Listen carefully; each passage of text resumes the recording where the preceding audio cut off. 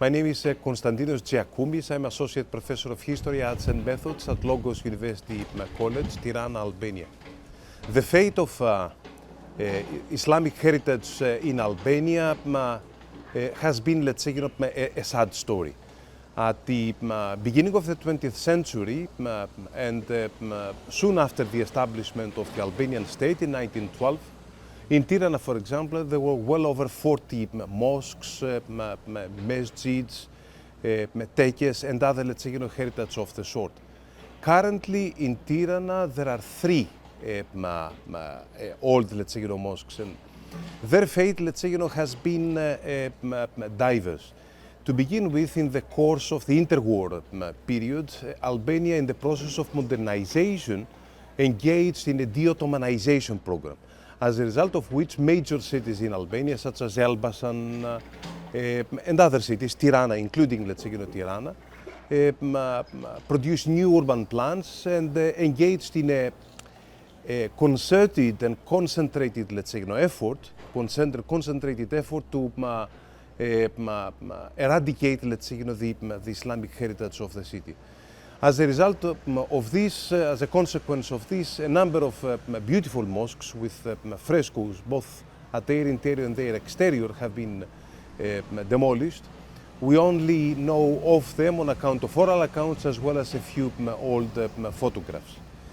In the course of the communist regime was atheist, and the Albanian specific, let's say, specificity is that in 1967, Albania declared itself as an atheist state worldwide, and it banned all religious activities. But in the meantime, from 1945 to 1967, it engaged in a major campaign to denigrate the clergy, whatever, let's say, clergy, be it Christian or Muslim, and a number of monuments were destroyed in the course of that time, and that was also the case because there were very few scholars who placed an argument about the national legacy, the national, let's say, character of Muslim monuments, thereby Muslim monuments projecting an image of something being foreign, something being implanted, thereby, let's say, not bothering, to knock it down. Of course, the situation changed after the 90s and the transition to a multi-party democracy. Currently, Albania, we brand ourselves as a religious tolerant, as a country, let's say, that distinguishes itself for religious harmony or religious toleration. There is a religious council, composed of members of all religious groups who come together, and pretty much the people, let's say, live in peaceful coexistence. Of course, Islamic heritage, let's say, has multiple aspects. For long, let's say, there was a debate whether Albania belongs to the West or it belongs, let's say, to the Orient.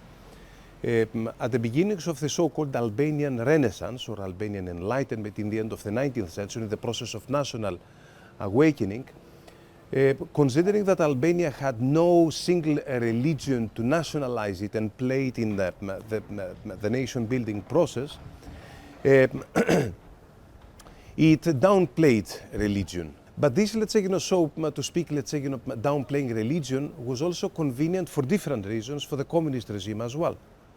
The communist regime, let's say, wanted to eradicate religion, and it also proclaimed that Albanians have always been indifferent towards religion because all these were foreign implants.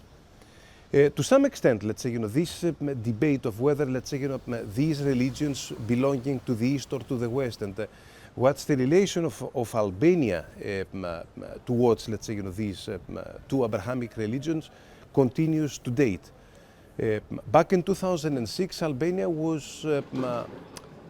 there was a major debate going on between a well-known, internationally renowned writer, Ismail Kadare, and the Kosovar Albanian academic Recep Kosja.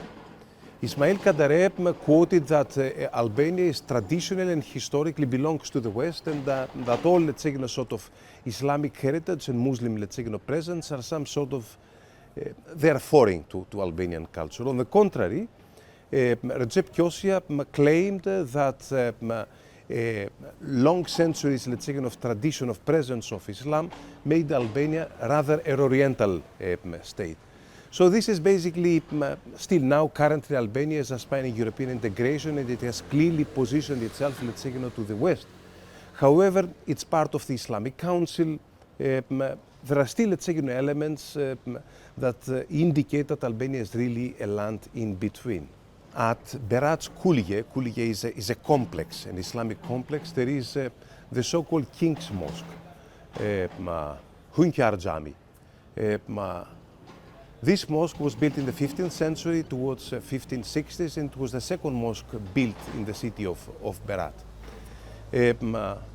In 2019, in the course of conservation works led by the Turkish Foundation for Culture, TIKA, there was an early Christian basilica that was discovered at the foundations of this particular monument.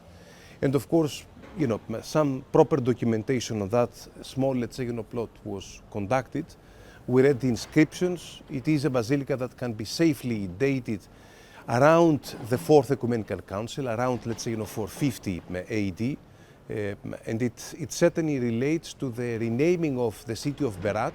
The oldest name of Berat was Antipatria. The second name of Berat was Pulcheriopolis, in honor of Pulcheria, Theodosius' sister, who named a few cities of the Byzantine Empire, of the Eastern Roman Empire, as Pulcheriopolis. So it is a church, let's say, that is linked. Of course, this is a heritage that created some sort of an uneasiness. This is a mosque that is conserved with Turkish funds, and it is, let's say, built on the foundations, let's say, of an old Christian church. So the authorities, the local authorities, let's say, were somehow uneasy what to do, let's say, with that. I think that this is an indication of continuity of the sacredness of the land, of the place. So the Ottomans, let's say, did not pick any, Bayezid II himself, did not pick any place that had nothing, let's say, to do with the sanctity of the very place, but he picked up a place that was known, the church had been destroyed as evidenced by the signs of burn at its foundation. So he picked up a place that was locally known as a good place, and there, let's say, he built the mosque. I think this is an indication of respect of the Ottoman religion, of Islam, let's say, towards Christianity, although it creates, let's say, somehow of some sort of uneasiness nowadays.